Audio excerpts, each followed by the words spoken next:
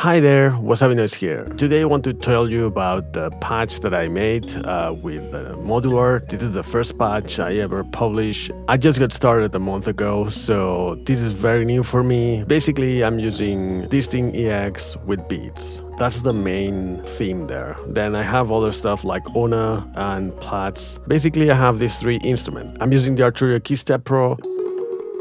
This is a music box from Disting EX that goes into beats. On another channel, I have the Ona, which I use for ARPs, going into Plaits, and then from Plaits to Morphagene, so it has a little of movement, and then to the Quad VCA, which it's kind of my mixer. But I also use AudioFuse Studio with Ableton Live to mix everything down.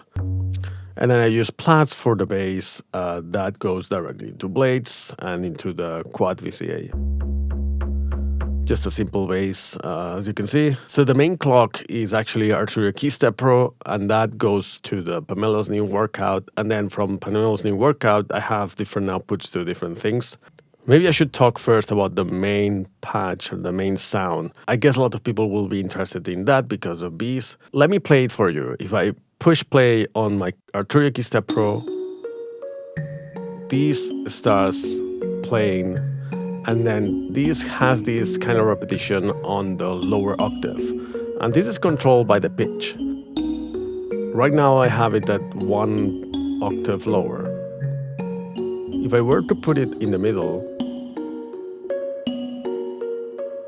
which is also interesting, it just plays exactly the same pitch. If I put it counterclockwise, you'll hear that it is 24 semitones or 2 octaves lower. And the same happens here. It's kind of hard sometimes to find the right spot. And the cool thing about this is that it has steps, so you cannot go wrong on the semitone that you want. The other thing I'm using is the high quality mode. This has 4 modes. And this is clouds mode, they say, but I guess it simulates a little bit how clouds work. Then you have this other mode, which is even lower quality. With lower quality, you have longer delays. And then you have the lowest of all in this mode. So you can cycle through the modes here. And I'm using the seeds to clock it. The cool thing about sending clock to seed is that you can do a lot of different rhythms.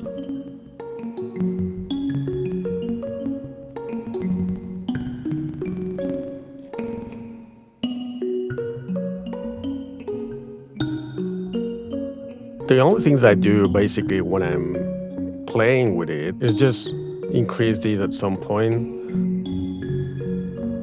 So this is the original sound. And you can have the reverb by itself, and then you have the dry wet mode for everything else. So if I start bringing this up, you hear the second melody, which is down 1 octave. If I put this on the maximum, you'll hear only the wet signal. And you hear it's an octave lower than the original. So that's why it sounds so cool, I think, when you mix them together.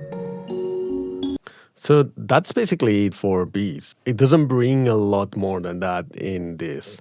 This is a dry signal from this. So maybe we can talk about the Disting EX. The SD multisample sounds great. It has a really great samples from Spitfire. The free lapse samples. For now, I just use whatever it comes from the SD card. This is a stereo signal. This is the gate. But one thing that this has is that the samples can have multiple sounds per velocity. So the way the velocity works is that you can send gates at different voltages, and then that triggers a different sample inside the SD multisample. I thought that I needed something special to do that, like something that sends a gate and all of that. And I've been using the Quad VCA as a mixer and to control volumes and to change the volume over time. But I didn't think that I could send voltages here and use these as a voltage as well. So I'm sending the gate from Keystep Pro to this, to the CV input.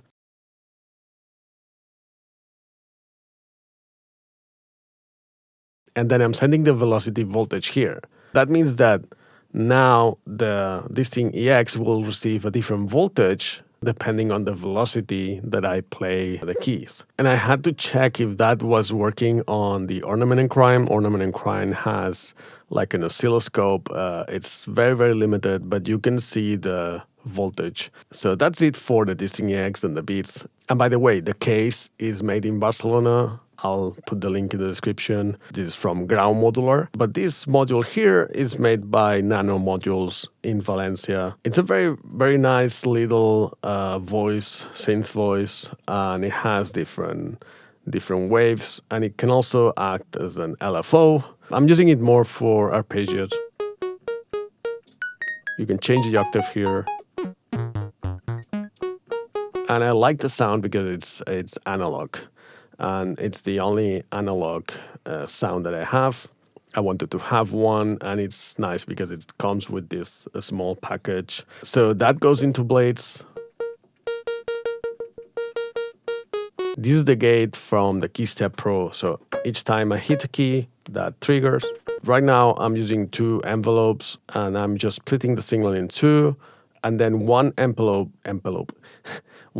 goes to the frequency of Plaits, and the other envelope goes to the VCA, just to control the volume, because otherwise it will sound like this, which is not bad, because also comes from Morphagene, which is something I didn't think through, I guess. But anyway, and I have one envelope and one LFO going into Morphagene.